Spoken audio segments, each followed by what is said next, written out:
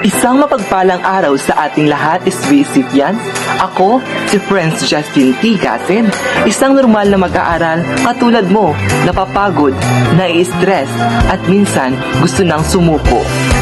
Sa pagdaan ng panahon, natutunan kong pahalagahan ang aking sariling pangkaisipan at pangkalusugan. Hi! Sa vlog na ito, gusto kong ibahagi kung paano malalabanan ang stress at talagaan ang ating pangkaisipan. Kaya tutok lang kayo sa vlog ko! Hey! Ang stress ay isang normal na reaksyon sa katawan at isipan sa mga hamon sa pagbabago ng katawan. Maaari itong magsimula sa pisikal, emosyonal at mental na pressure.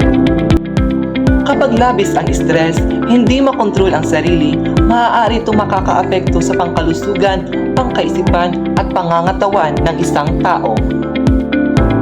Sanhi ng stress o mga dahilan kung bakit na-stress ang isang tao, unang-una sa listahan, pangkaademikong pressure.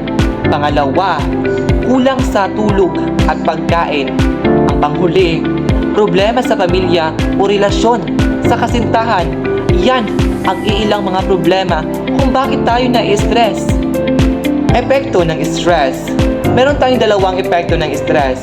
Una, physical. Pangalawa, emosyonal o mental. Tutungo muna tayo sa physical. Meron tayong tatlo.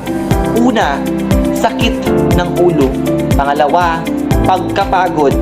Pangatlo, kawalan ng ganang kumain o labis na pagkain. Dadako naman tayo sa emosyonal o mental. Meron tayong tatlo. Una, anxiety. Pangalawa, pagkairita.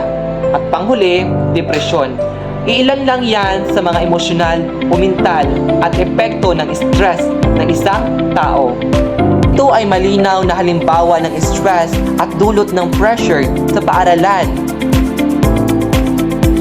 Kung nais mo pa ng karagdagang impormasyon, maaari kitang tulungan sa paraan kung paano malalabanan ang stress.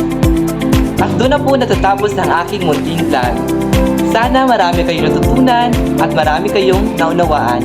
And a gentle reminder to everyone, trying to stay positive in a world that feels more uncertain every day.